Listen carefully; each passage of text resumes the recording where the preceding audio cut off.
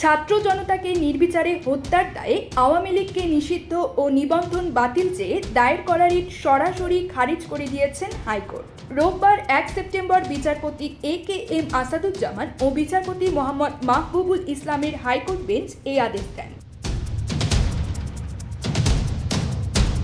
আদালতে রাষ্ট্রপক্ষে শুনানি করেন অ্যাটর্নি জেনারেল মোহাম্মদ আসাদুজ্জামান। রিটের পক্ষে রিটকারী আরিফুর রহমান মুরাদ ভূঁইয়া শুনানি করেন। ছাত্র জনতাকে নির্বিচারে হত্যার দায়ে আওয়ামী লীগকে নিষিদ্ধ ও নিবন্ধন বাতিল চেয়ে দায়ের করা রিটের শুনানি শেষে গত 27 আগস্ট আদেশের জন্য আজকের দিন ধার্য করেন আদালত।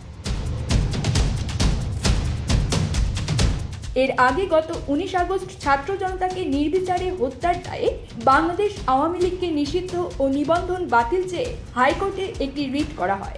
মানবাধিকার সংগঠন সারদা সোসাইটির পক্ষে নির্বাহী পরিচালক আরিফুর রহমান মুরাদ ভূঁইয়া রিটটি করেন। এই রিটে যেসব প্রতিষ্ঠান শেখ হাসিনার নামে রয়েছে সেগুলোর নাম পরিবর্তনও চাওয়া হয়েছে।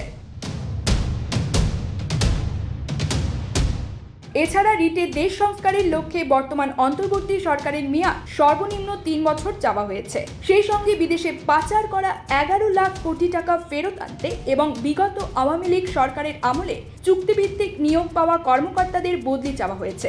রিটকারী আরিফুর রহমান মুরাদ ভূঁইয়া বলেন, রিটের বিষয়গুলোতে রুল ও আদেশ চাওয়া হয়েছে। News desk, UKBD Times.